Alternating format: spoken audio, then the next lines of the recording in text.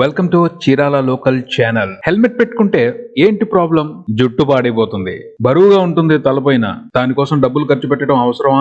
జుట్టు పాడైపోతే క్లీన్ చేసుకోవచ్చు, కేర్ తీసుకోవచ్చు. బరువు 2-3 రోజులకి అలవాటైపోద్ది, డబ్బు మళ్ళీ సంపాదించుకోవచ్చు. ప్రాణం పోతే తిరిగి సంపాదించుకోలేం. అనవసరమైన సాకుల కంటే ప్రాణం చాలా విలువైనది. హెల్మెట్ ధరించడం మన బాధ్యత, మన కర్తవ్యం. పోలీసుల కోసం, కోర్టుల కోసం హెల్మెట్లు పెట్టుకోవడం కాదు, మన కోసం మనం హెల్మెట్ పెట్టుకోవాలి. ఈ విషయానికి సంబంధించి ప్రజల్లో చైతన్యం తీసుకురావడం కోసం ఉన్నత న్యాయస్థానం ఆదేశాల మేరకు రాష్ట్ర వ్యాప్తంగా న్యాయ వ్యవస్థ, స్వచ్ఛంద సంస్థల సహకారంతో న్యాయ విజ్ఞాన సదస్సుల ద్వారా హెల్మెట్ అవగాహన కార్యక్రమాలు నిర్వహించడం జరిగింది. ఆ సదస్సులు చీరాలలో కూడా జరిగాయి. నా పేరు ఆకిశెట్టి పుల్లయ్య నాయుడు, న్యాయవాదిగా చీరాల కోర్టులో దాదాపుగా 35 సంవత్సరాల నుంచి ప్రాక్టీస్ చేస్తూ ఉన్నాను.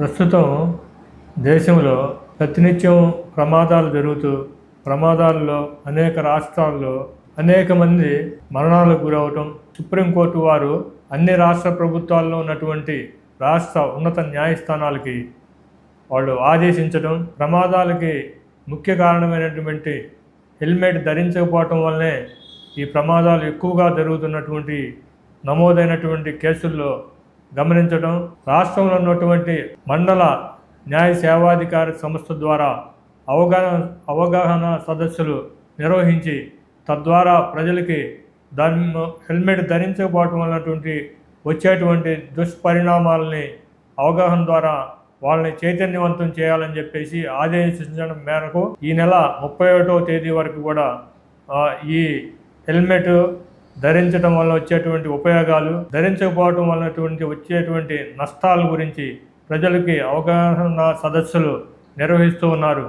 దానిలో భాగంగా మన చీరాల్లో కూడా అనేక అవగాహన సదస్సులు నిర్వహించడం జరిగింది. హెల్మెట్ ధరించకపోయినట్లయితే ప్రమాదం జరిగినప్పుడు ప్రాణం నిలబడేదానికి అవకాశం ఉండదు. అదే హెల్మెట్ ధరించినట్లయితే తలకు గాయం అవ్వదు కాబట్టి ఎక్కడ ఏ అవయవానికి గాయమైనప్పటికి కూడా ప్రాణం నిలబడిద్ది, మనిషి బతికేదానికి అవకాశం ఉంటుంది. కాబట్టి ఏంటంటే ప్రజలు కూడా హెల్మెట్ ధరించి తమ ప్రాణాలని కాపాడుకోవాలని చెప్పేసి, నిర్లక్ష్యం తగదని చెప్పేసి, హెల్మెట్ ధరించకపోయినట్టయితే అనేక కఠినమైనటువంటి చట్టాలు అమల్లో ఉన్నాయి. చట్టాల్లో కూడా మార్పులు వచ్చినాయి.